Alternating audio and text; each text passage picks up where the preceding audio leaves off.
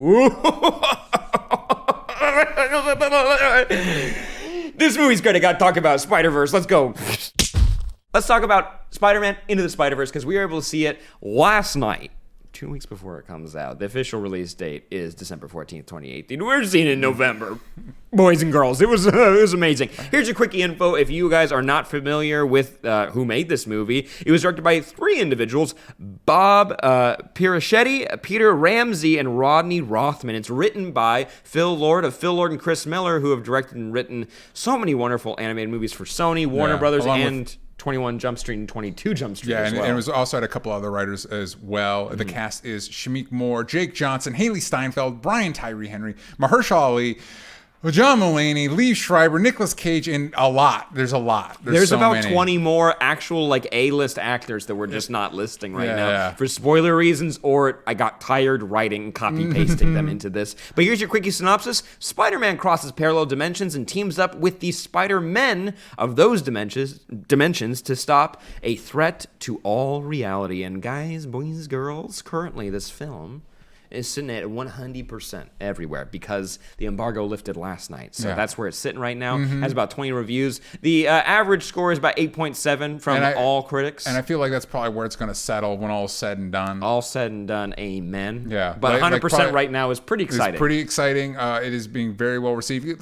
Can you throw up the Rotten Tomatoes one more time? One more time. Let's read for that the consensus. Game. The consensus. Spider-Man Into the Spider-Verse matches bold storytelling with striking animation for a purely enjoyable adventure with heart, humor, and plenty of superhero action. That's a pretty good summary. I think we're done. Yeah, there it is. Sorry, copy-paste. Yeah. Not plagiarism, just agreeing. And then we're going to move on. No, you do the classic essay thing, copy-paste. Change a few words. In other words. Yeah, exactly. Therefore, fill that in. When you're trying to, also, just I like when you put in quotes to like put in like but you do quote it, but it's just to take up some extra page space. You know what I mean? You got to fill up. We've all been there. Hey, you know what? Let's not beat around the bush here. But before we do that, we'll go into how you plagiarized. We know how you all plagiarized things. Let's talk about the movie. Yeah. So typically with our movie reviews, we like to be positive about that, which will not be a problem for this movie. But really quick before we get into that overview, just overall thoughts. I want to talk about what we thought about it because I left this movie feeling overjoyed. It was like what I imagined the circus should have felt like instead of sad. It was like it is what the circus is like the zoo. It's more sad than fun. It's 100%. And zoos get me too. I'll be honest. Yeah, very zoos sad. are kind of sad. This feels like I wanted to write roller coaster, but a lot of people write roller coaster and it's like it's up and then it's down. It's like no, it's how you actually feel. It's how I feel getting off of a roller coaster, or it's like specifically like Space Mountain, where you're like, oh man, we're not just getting a Disney treasure. We're getting a real life, real deal roller coaster ride. It's amazing. It's the most dynamic animation I've seen in an animated movie. Because I mean, stop motion is a whole nother thing. Let's say that is animation. Put it over there for a second. This chooses to try to be as dynamic as possible while telling a compelling story at the same time. And it's used for practical reasons. It's not used because it's just to be weird. It's meant they do it on purpose, which is so thoughtful. This movie is extremely thoughtful, from the emotional like beats that it hits, from the characters that it introduces. It doesn't just there are some characters that are introduced for small beats that are meant to just kind of fill out the story, but also they get their moment to shine as well, which is so cool. This movie is smart, and you can see how much work went into building this film out, which is just so relieved. I think I'm relieved. Maybe that's what that feeling is, where it's just like, no, they care. They actually care about this movie. A lot of creative intent goes in this movie. A lot of thought went into this movie, and a lot of attention to not just the detail, but how to tell a story. I think on the show I've complained before where people will take a comic and like, we'll make it live action. And it's like, yeah, but you pay attention to the art and the intent behind it and how it was originally conceived and made. Just don't cast people in the role, you know what I mean? Like, pay attention to it. And instead of just making a traditional animated movie, care and attention are put into it to make it feel unique, have its own unique energy, and it's definitely Miles' story. And Miles has been popular for a while, but I think this is going to take his character and put him in the stratosphere, really make him like a household name, which I think is really cool. And for me, one of my favorite movies ever, I think probably the first movie I legitimately fell in love with, made me fall in love with movies, was Sam Raimi's first Spider-Man movie. And part of the appeal of that as a young man was seeing a young man that also looked like a 30-year-old, but seeing a young man. I've looked like a 30-year-old since I was 12. Seeing a young man discover his potential and seeing that and wanting to be not only have that much fun, just making Spider-Man look fun, but also dealing with the idea of responsibility and stuff like that and wanting to be a good person. Those feelings, I haven't had a movie evoke that type of ecstatic feeling since then, and this did that. It made me want to be Spider-Man. It made me see the appeal of Spider-Man. And also, it does a really good job with scale, because like you said, it shows you you get to explore what his responsibility is. Yeah. And they really hone in on no, this is you aren't ready, and that's okay, and you need to be able to identify when you will be. But they also do that from street level to cosmic dimensions, opening up crazy multiverse ending stuff. And Miles gets to have those opportunities to shine throughout the entire thing. And not just him. I think there's a couple versions of Peter Parker, and I think they all are. It reminds you of why you love Peter Parker. This is spoiler free, by the way. Yeah, spoiler free. Even though this is Miles' movie, and they do a good job of defining who Miles is, which there's been some struggle with that in the comics, but they also hey, but we also love Peter. You know what I mean? And here's why people love Peter. And I think it did a better job of reminding me why Peter Parker's great than Spider-Man: Homecoming did. It's oh yeah, Spider-Man. This is Spider-Man. You know what I mean? But along with the characters that we've seen in the trailer, Gwen Stacy, and briefly with the other Spider folks, but getting into is it 3 positives, 1 negative? That's our normal thing. I think the attention to detail would have to get one of the positive stuff, because and that's across the board. Just characterization, the story, and also just for nerds like us, the little nods to specific hyper specific comic references and stuff like that. And memes. Keeping it spoiler free. This movie's self-aware. This movie is written by people, but just people who get it. They get it across the board when it comes to why people love these characters and why you should. And I think also it comes from a place of because there's a lot of there's some subversion might be too strong a word, but they poke some fun at traditional superhero tropes, but it comes from a place of love. Sometimes with the Marvel movies where they kind of wink and nod, it comes from this place of isn't this dumb? All this stuff is dumb, and it's this comes from a place of love. Hey, we love it too. You know what I mean? It's not, we're not making fun of you for liking this shit. We like it too. You know what I mean? Oh yeah, no. And when it comes to attention to detail, especially when it comes to such a big idea of multiple universes, they do a lot of work to make it hey, this is bad, and here's a small reason why, and it shows it to you in a really cool. They do a lot of small details like that. Also, when it comes to small details, music across the board, amazing. I tried to find the soundtrack, and it was just there's on Spotify. It was Spider-Man and the Spider-Verse soundtrack, and it was somebody's playlist they put together. None of the music minus the one Post Malone song that he wrote for the movie. Yeah, there's a lot of needle drops in this movie, which are normally kind of cringy in movies like this, except if you're a Guardians movie. They're usually from when the director was a kid, so they're 30 years out of date. You know what I mean? The needle drops in this are really good and really well utilized. Also, the characterization is really good. Like I said, it makes you fall in love with Miles. It makes you re-fall in love with Peter. It reminds you why Gwen Stacy's such a cool Spider-Woman. The other characters that it only touches on briefly, it's oh, this is why this character's great. I'm all about that. You know what I mean? And if you weren't aware, Nick Cage is in this movie, and his Spider-Person is delightful. I don't know if he could do his own movie. People, I don't think, they're all delightful. I don't know if they, like you said, I don't know if they all deserve their own spin-offs, but they're all delightful. Oh yeah, you kept saying before the movie started, it's it would be amazing if they did little animated Spider People shorts. You could do Spider-Ham, played by John Mulaney. Yeah, right? So Spider-Ham is one that I specifically really loved, but I don't know if I would want a whole movie. Yeah, but they used to do animated shorts in front of movies. It's we talked about this earlier. They're gonna make more of these. Have little Spider-Ham shorts, little Looney Tunes-esque Spider-Ham shorts before them. That'd be great. Or honestly, you could do a noir style, investigative one with Nick Cage's one, or you could do a Penny Parker one with her giant mech suit, which honestly got me sometimes, emotionally. So if you're talking about attention to detail, that's great. And characterization. Those are the two so far. I think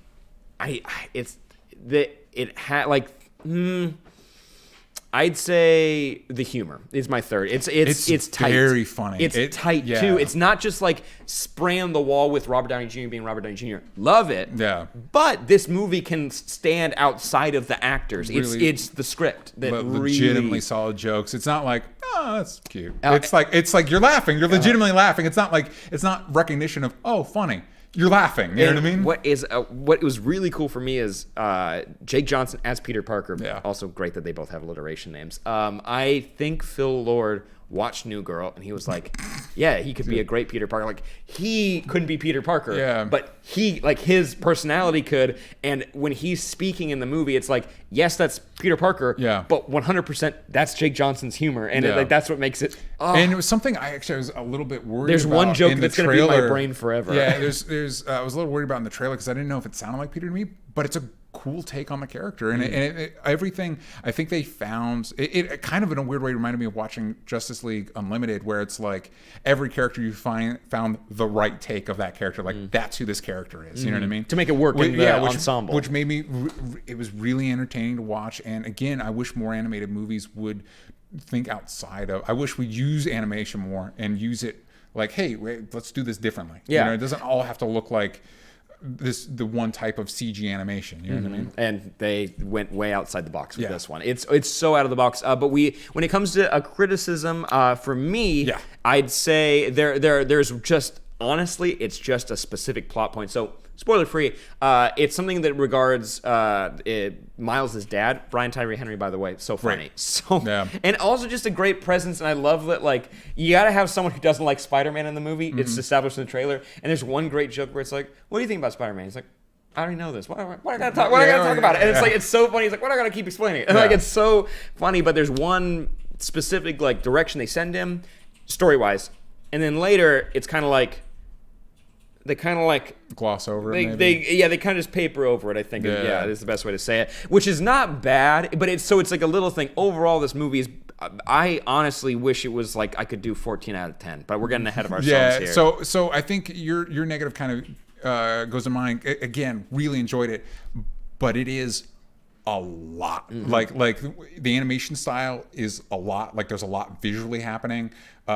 We get Miles' origin. We introduce a bunch of other spider people. So we have our team up movie. Which we have our world-ending crisis, which is like almost to the Infinity War level type crisis. You know what I mean? All in one movie. Which as a fan, let's do it, man. Like let's forget it with the hand holding. Let's go. But I could imagine like new people, like people that are only vaguely invested. Like for me, I got so invested in Miles and Peter. Once we started really getting to the other spider people, it kind of distracted from what interested me most. And even though I like those characters, I could imagine being just a casual person being like, what are we doing with all these people? You know what I mean? It might lose more casual fans. But I was, as somebody that was worried that Miles would be completely lost in it, it really does a good job focusing in on his journey. And I would like to see more Miles. I would like to see more of him. It was, a lot of people criticized Miles when he was created, and it's like, those people can go fart off. But they created a very specifically interesting and unique origin for him, and the way it's adapted in this movie, because it's not the same. It's not, and for good original reasons for just this movie. It doesn't negate or make the comic books bad that you need to throw away. But it just makes it its own, and it ties Miles into a really awesome concept of being able to play around with other spider people. That it's like, guys, the way movies work, the way everyone keeps writing live action ones, it's going to take 16 movies to get to this other person. It's like, what if we just and did also it? To get to Miles, it's far. Traditionally, well, not only is it far, you have to lose Peter.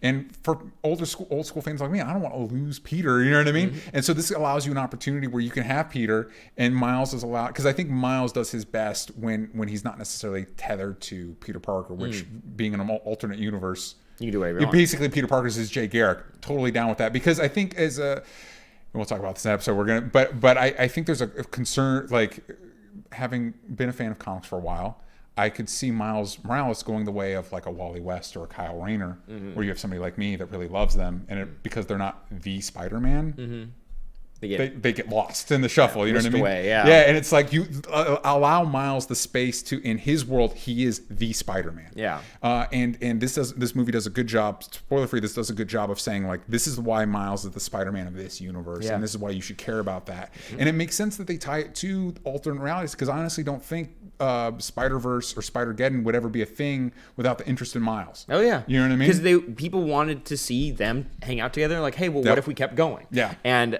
if they keep going in this direction, Sony, you did it. Like you got it at first when they started saying we're making Spider-Man movies without Peter. It's like, what are you doing? And then you show them this, and you're like, more of this, please. I didn't hate Venom, but more of this. This one really makes Venom look embarrassing. It makes it look very embarrassing. More of this, please. So we like to do, for our rating systems, are you ready to rate this bad boy?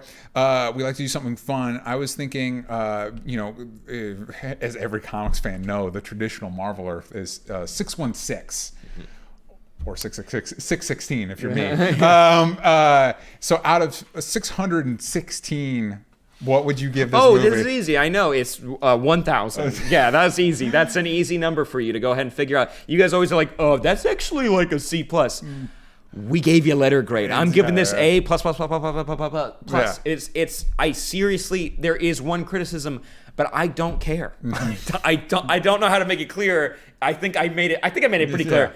But to reiterate, I don't care about that criticism. It's just something that I was like, whatever. Like I don't care, because this ticks so many boxes, and I think it's like the perfect superhero movie. I think because when you do live action stuff, there's gonna be limitations no matter what. But with animation, it's like no. Limitations are only the ones you set up, and they set the net wide, and they played it with every corner of it, which is great. So 100,000 out of 616. There you go. So for me, I thought I really, really enjoyed the movie. Now I'm thinking suddenly my enjoyment of the movie doesn't even compare to yours. No, I almost wanted to cry. I love this so much. I would give it an A-. So that would be like a 590. Oh, 600. Wait. Oh, 616. Oh, 590. 590 is that an A-? Yeah. It's hard to conceive of a better version of this movie. Again, it kind of in the middle, it kind of loses track of the things that interested me the dynamic that interested me most, which was older Peter and Miles. Can I give you a way of thinking about it that might change your mind? Mm-hmm. What if you thought about like the heist movie, and that's about halfway through is when the rest of the heist crew gets introduced? I mean, sure. I mean, you're still the part I liked most. You're still kind of losing. It still kind of gets distracted from at the heart of the movie. Because you say this is Italian job for Spider-Man. It's an A-. I'll say A- is pretty good, right? Hey, got me in college. Yeah. A- is fine. The point is, we really liked it. Right now, it's got 100% on Rotten Tomatoes. If you are even tangentially interested in superhero movies, check it out. By the way, for those that are wondering going in, yes, there is an after credits scene, and you need to stay after. Guess what? Everyone's going to be happy by it. Yeah, literally everybody. You need to stay after. I don't even know what it means, but everyone's going to be happy about it. So, everybody. So stay tuned after the movie. There's some touching dedications as well, because Spider-Man's 2 creators both passed this year. So I think that adds an extra layer of meaning to this movie. Mm-hmm. So also really quick, I like to do a quote on the box. It's it's a very important segment where we talk about, or we pitch the quote that we would like to see on the box. You always see like thrill ride, or like amazing. USA Today gives 98%. There you go, certified fresh. But then scroll down the box, very fine print at the bottom. You're gonna see a quote from old Sam that says, what did I say earlier? I think I had it there. I had the pitch. I had it. Lots of technical errors happened earlier that really it kind of blew it out of my brain. Yeah, we were on vacation. We had to get some things back. So for me, the quote on the box would be the best Spider-Man movie since the Spider-Man 1, Sam Raimi's Spider-Man 1. Mm-hmm. Oh, that's pretty good. Yeah. How about see it, you dingus? You're a moron if you haven't watched this film already. If you're buying this, you've read it. You better have already watched it 10 times. Exactly. That's what it is. Yeah. Because if you haven't watched it, you embarrass yourself. You better have memorized it at this point. All right, that is our thoughts on Spider-Man Into the Spider-Verse. When you see the movie, let us know what you think in the comments down below, or let us know if you're excited about it. What Spider-Man specifically are you excited to see in it? And most importantly, check out our spoiler review on our podcast, which you can listen to at onlystupidanswers.com. And click here. Gotta high five that, man. That was great. Click, that was lame though. Click right here for a cool thing where you can join our holiday card, where you guys actually get to be on the card with us, and it's gonna be shipped to you in time for Christmas. Hopefully. That's a light promise. Please go to, like you said, Only Stupid Answers, patreon.com/onlystupidanswers. Like, subscribe, share this video. You can click on a myriad of things. You can follow me at DJ Talks Trash. You can follow him at Sam Basher. But most importantly, you can follow Austin Dodge on Twitch. One for the eye, my dudes. See you next time. Bye-bye. Bye-bye.